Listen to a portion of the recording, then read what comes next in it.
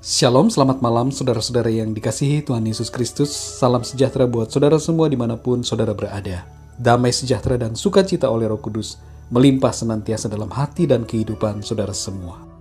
Renungan pada saat ini adalah jawaban dari sebuah pertanyaan, apakah di surga membosankan? Pertanyaan ini muncul sehubungan dengan rasa ingin tahu kita tentang apa yang kita kerjakan di surga nanti. Apakah kita hanya memuji-muji Tuhan, menyanyi dan menyembah Tuhan? Untuk memahami hal ini pertama-tama, mari kita renungkan tentang karya Allah bagi manusia dalam peristiwa penciptaan.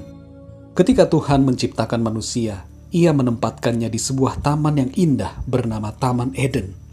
Apakah Taman Eden membosankan? Tentu taman itu tidak membosankan. Bayangkanlah sebuah taman yang sangat indah, di mana saudara suka berada di sana. Taman Eden yang dibuat oleh Tuhan lebih indah dari semua taman yang ada di dunia ini. Taman Eden bukanlah surga, namun merupakan salah satu gambaran tentang keadaan salah satu tempat yang merupakan bagian dari surga. Tuhan Yesus berkata kepada seorang penjahat di sampingnya bahwa pada hari itu juga ia akan berada bersama-sama Tuhan Yesus di dalam Firdaus. Arti kata Firdaus adalah surga atau taman surga. Firdaus adalah bagian dari surga, dan bagian dari surga berarti surga juga. Jadi Firdaus adalah surga, tempat di mana orang-orang yang mati dalam Kristus akan berada. Merujuk kepada kata taman, maka Firdaus pastilah sebuah tempat yang sangat indah. Jauh lebih indah dari segala taman di dunia, dan lebih indah dari Taman Eden. Dan yang terutama adalah orang-orang yang ada di situ memiliki kedamaian dan sukacita yang luar biasa. Jadi, surga bukanlah tempat yang membosankan, karena Tuhan adalah perancang keindahan, dan Dia menyediakan tempat yang sangat luar biasa indah bagi kita. Kedua, renungkanlah tentang bagaimana sepasang kekasih yang jatuh cinta, kemana-mana pergi berdua, ngobrol lama, ngalor ngidul, istilahnya seperti itu, tapi tidak pernah merasa bosan. Kalau terpisah jarak, rindunya bukan main dan ingin berjumpa. Saat berjumpa, fokusnya terpusat hanya kepada kekasihnya dan lupa pada hal-hal lainnya. Saudara yang dikasihi Tuhan, Tuhan Yesus adalah kekasih jiwa kita yang sejati. Bagaimana mungkin kita akan merasa bosan bila kita berjumpa dengan kekasih jiwa kita? Bagaimana mungkin kita akan merasa bosan bila kita ada bersama-sama dengan Tuhan yang adalah kekasih kita? Jadi surga tidak akan membosankan karena kita berjumpa dengan Tuhan Yesus Kristus, kekasih kita yang sejati. Ketiga, dalam bagian dari kekekalan, Tuhan menciptakan langit baru dan bumi yang baru untuk didiami manusia yang setia beriman kepadanya. Yesaya 65 ayat 17, Yesaya 66 ayat 22, 2 Petrus 3 ayat 13, dan Wahyu 21 ayat 1 menyebutkan tentang langit baru dan bumi baru yang akan diciptakan Tuhan, yakni sebuah tempat yang bebas dari dosa, di mana yang hidup di dalamnya hanyalah orang-orang yang kudus dan yang telah ditebus oleh kuasa darah Yesus.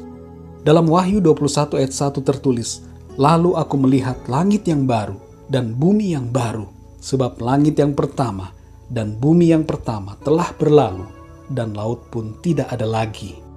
Dalam 2 Petrus 3 ayat 13 tertulis, "Tetapi sesuai janjinya, kita menantikan langit yang baru dan bumi yang baru, di mana terdapat kebenaran."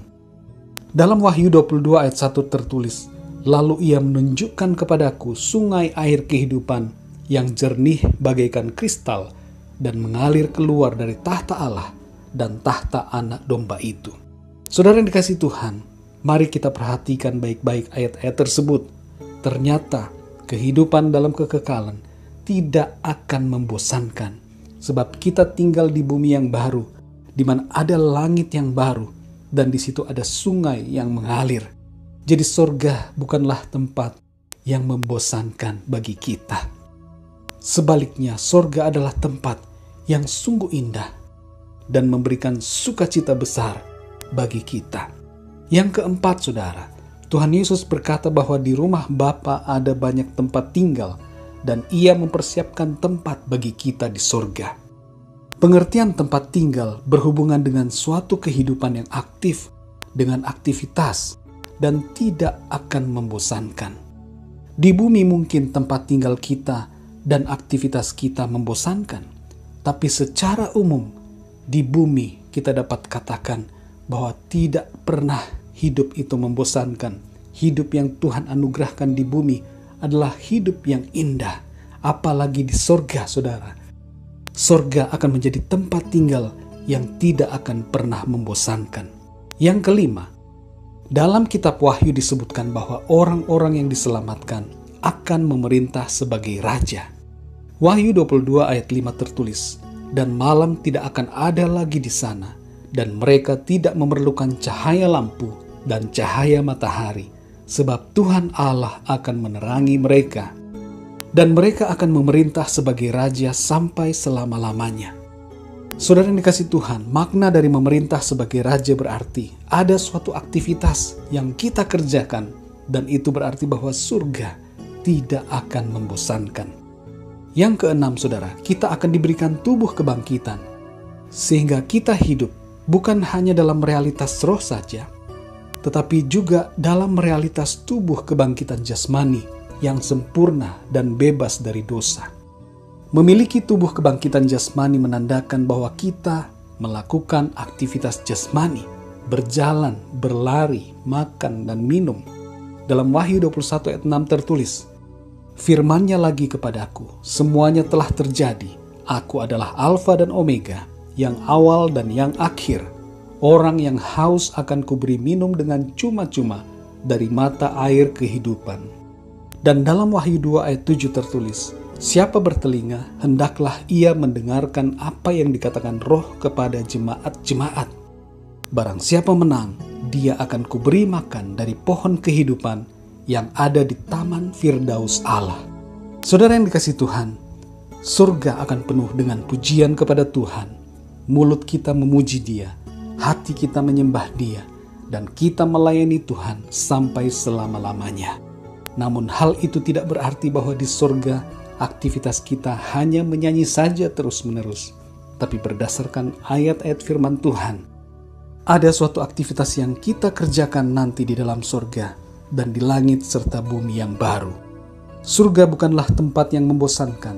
Kita tidak akan pernah merasa bosan berada di surga, sebab di sana ada Tuhan kita Yesus Kristus, dan kita akan merasakan kedamaian dan sukacita penuh di dalam Dia, dan selama-lamanya kita akan melayani Dia dalam segala aktivitas kita di dalam surga.